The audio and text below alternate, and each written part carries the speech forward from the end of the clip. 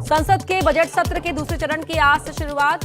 लोकसभा राज्यसभा की कार्यवाही सुबह 11 बजे शुरू होगी। नतीजों के बाद बीजेपी का जोश हाई है, अब सुधारों की तरफ बढ़ेंगे कदम। बजट सत्र को लेकर कांग्रेस पार्लियामेंट्री बोर्ड ने बैठक कर तय की रणनीति। महंगाई, बेरोजगारी, एमएसपी के साथ साथ यूक्रेन से वापसी का मुद्दा भी उठाएंगे। 14 तारीख को जो पार्लियामेंट शुरू होगा उसमें किन किन मुद्दों पर हम चर्चा करना चाहिए और कौन से मुद्दे उठाना चाहिए, और सभी अपोजिशन पार्टियों के साथ भी बातचीत करके हम बहुत से मुद्दे उठाने की कोशिश करेंगे। यूपी में योगी सरकार का 20 या 21 मार्च को हो सकता है शपथ ग्रहण। 57 मंत्री ले सकते हैं शपथ। 22 से 24 कैबिनेट, 7 से 9 स्वतंत्र प्रभार के मंत्री हो सकते हैं।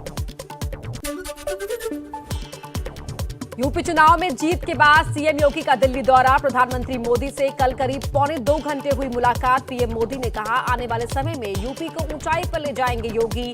योगी ने प्रधानमंत्री को दिया शपथ ग्रहण का न्योता।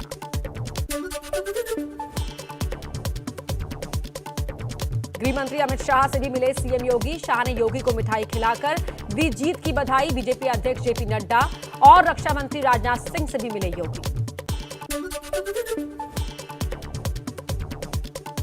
सीएम योगी की मैराथन बैठक का सिलसिला आज भी रहेगा जारी। राष्ट्रपति के अलावा केंद्रीय मंत्री नितिन गडकरी, अनुराग ठाकुर और धर्मेंद्र प्रधान से करेंगे मुलाकात।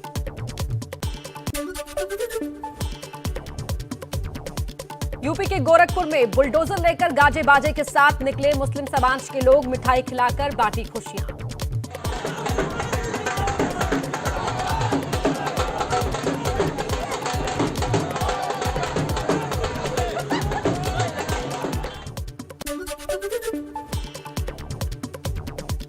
यूपी के प्रयागराज में होली को लेकर इस बार हिंदू मुस्लिम सभी में जबरदस्त उत्साह। 2 साल बाद हुई अच्छी बिक्री से खुश हैं दुकानदार। लखनऊ में अखिलेश यादव ने पिता मुलायम सिंह से मुलाकात कर लिया आशीर्वाद। मुलायम सिंह ने अखिलेश की तारीफ की, बोले बहुत अच्छा लड़े अखिलेश। पंजाब में प्रचंड जीत के बाद अरविंद केजरीवाल और भगवंत मान ने अमृतसर में किया रोड शो। केजरीवाल बोले, पंजाब के लोगों ने कमाल कर दिया, आई लव यू पंजाब। तुसी कमाल कर देता, I love you Punjab.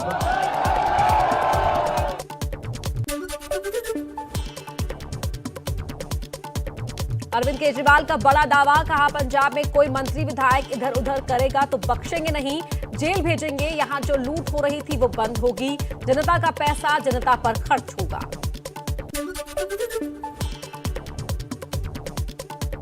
Road show से पहले अरविंद केजरीवाल और भगवंत मान ने स्वर्ण मंदिर में टेका मत्था। जलियांवाला बाग में शहीदों को श्रद्धांजलि दी। ऐतिहासिक दुर्गाना मंदिर में पूजा भी की। पंजाब के भावी सीएम भगवंत मान 16 मार्च को शहीद भगत सिंह के गांव में अकेले सीएम पद की शपथ लेंगे। बाकी मंत्रिमंडल को बाद में चंडीगढ़ में दिलाई जाएगी शपथ। भगवंत मान आज सांसद पद से देंगे इस्तीफा।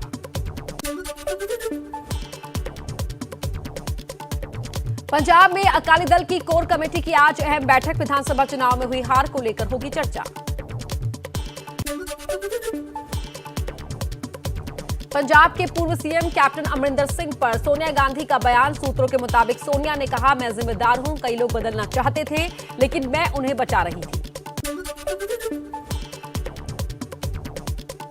पंजाब में कांग्रेस को मिली करारी हार के बाद राजस्थान के सीएम अशोक गहलोत बोले, आपसी लड़ाई से पंजाब में हुआ नुकसान, देश का माहौल खराब है। बीजेपी पर लगाया धर्म के नाम पर राजनीति करने का। आपसी लड़ाई ने नुकसान कर दिया, आप पार्टी जीत गई चुनाव एक तरफा।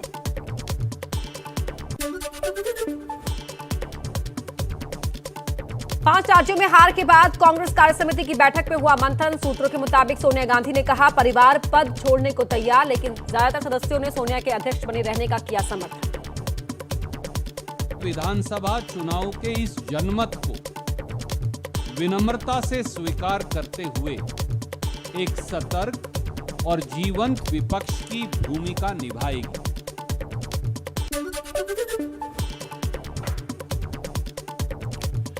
टीडब्ल्यूसी की बैठक के बाद कांग्रेस का बयान, पार्टी को सोनिया गांधी के नेतृत्व पर पूरा भरोसा है। पंजाब में सत्ता विरोधी लहर थी। संसद सत्र के बाद पार्टी चिंतन शिविर का आयोजन चिंतन करेगी। शिविर बहुत जल्दी जो है बुलाई जाएगी और उस पर कांग्रेस के जितने भी देश में 200-300 वरिष्ठ नेता को बुला करके फिर एक रोड मैप तय किया जाएगा।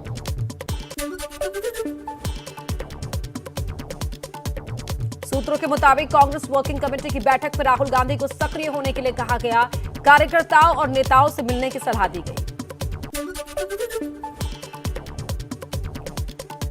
कांग्रेस नेता शशि थरूर का बयान, कहा कांग्रेस सबसे विश्वसनीय विपक्षी दल है, इसीलिए इसमें सुधार और फिर से जान फूंकने की आवश्यकता। उत्तराखंड में सीएम के नाम पर वरिष्ठ नेता अजय भट्ट बोले, मुख्यमंत्री की रेस में जिन नामों की चर्चा वो केवल कयास हैं, असली फैसला विधायक दल की बैठक में होगा। ये कयास है, किसी के नाम नहीं है, किसी के नामों की चर्चा मेरे अंदाज से तो अभी तक हुई नहीं है और वही नाम पर चर्चा, नामों की चर्चा भी होगी तो वही हमारे मुख्यमंत्री होंगे जिनको विधानमंडल दल की जो बैठक होगी में चुना जाएगा। कांग्रेस की करारी हार के बाद बोले हरीश रावत, कहा मुझसे बड़ी गलती हुई, समीक्षा होनी चाहिए। उत्तराखंड में कांग्रेस के चुनाव प्रभारी थे हरीश रावत। हम डीपली एनालाइज करें और एनालाइज करने के बाद यदि चूक इंचार्ज के लेवल पर हुई तो incharge should be punished. Goa के राज्यपाल ने कल विधानसभा का विशेष सत्र बुलाया। नवनिर्वाचित विधायक लेंगे शपथ। यूपी कांग्रेस का दिल्ली चलो कार्यक्रम, सोनिया, राहुल, प्रियंका गांधी और कांग्रेस का हाथ मजबूत करने के लिए दिल्ली पहुंचेंगे पार्टी कार्यकर्ता।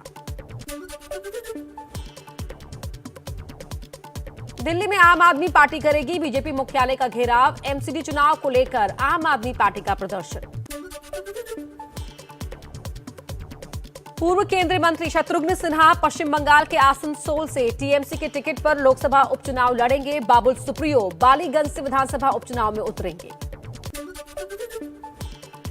संयुक्त किसान मोर्चा की आज बैठक, दोपहर 12 बजे दिल्ली के गांधी पीस फाउंडेशन में होगी बैठक। आगे की रणनीति पर किसान करेंगे विचार।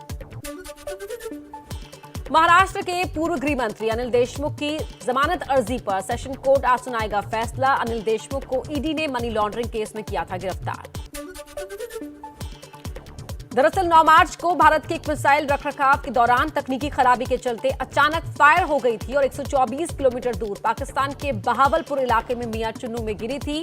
भारत ने उच्च स्तरीय कोर्ट ऑफ इंक्वायरी के आदेश दे दिए हैं। यूक्रेन और रूस के बीच छिड़ा महायुद्ध 19वें दिन भी जारी। कीव समेत कई शहरों में जबरदस्त बमबारी। युद्ध विराम को लेकर आज रूस और यूक्रेन के बीच वीडियो कॉन्फ्रेंसिंग के जरिए होगी बात। भारतीय समय के मुताबिक दोपहर 2 बजे के करीब शुरू होगी बातचीत। यूक्रेन की राजधानी कीव पर बहुत बड़े हमले की आशंका। रूस ने बढ़ाया घेरा। कीव के प्रशासन ने 15 दिनों के लिए इमरजेंसी राशन पानी का किया इंतजाम। यूक्रेन के लीव में यवोरीव मिलिट्री बेस पर रूस का भीषण हमला। हमले में 35 लोगों की मौत, 130 से ज्यादा लोग हुए घायल। लीव के गवर्नर ने की हमले की पुष्टि। रूस ने कहा है कि उसने लीव में सेना के जिस ट्रेनिंग ग्राउंड को निशाना बनाया वहां 180 विदेशी लड़ाके मारे गए हैं। रूस ने कहा है कि विदेश से बुलाए गए भाड़े के आतंकियों पर उसके हमले इसी तरह जारी रहेंगे। रूस के दावे को यूक्रेन ने खारिज करते हुए कहा कि उसकी धरती पर कोई विदेशी लड़ाके नहीं हैं। रूसी हमले में जो 35 लोग मारे गए वो यूक्रेनी नागरिक थे।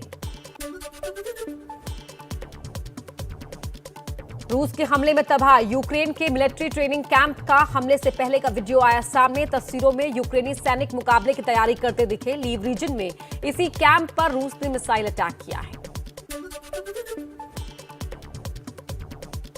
यूक्रेन के राष्ट्रपति जेलेंस्की ने एक सैन्य अस्पताल में घायल सैनिकों से मुलाकात की। चिकित्सकों और घायलों को अभिवादन कर हौसला बढ़ाने की कोशिश की।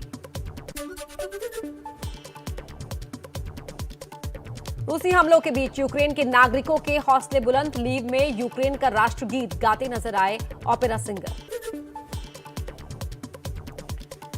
यूक्रेन की जंग में अब चेचन्या की फौज की भी एंट्री। चेचन्या के नेता रमजान कादिरोव ने जेलेंस्की को धमकी दी, कहा तुम जहां भी जाओ, जहां भी छिपो, हमारे लड़ाके तुम्हें ढूंढ निकालेंगे। हंगरी बॉर्डर से वापस लौट रहे हैं यूक्रेन के शरणार्थी। कई दिन शेल्टर होम में गुजारने के बाद अब लोग अपने घरों का कर रहे हैं रुख। हालांकि यूक्रेन के कई शहरों में लगातार हो रहे हैं हमले। यूक्रेन से जान बचाकर इटली जाने वाले शरणार्थी बस सड़क हादसे का हुए शिकार। उत्तरी इटली के हाईवे पर पलटी बस, एक शरणार्थी की मौत, कई लोग जख्मी। बस में थे 50 लोग सवार।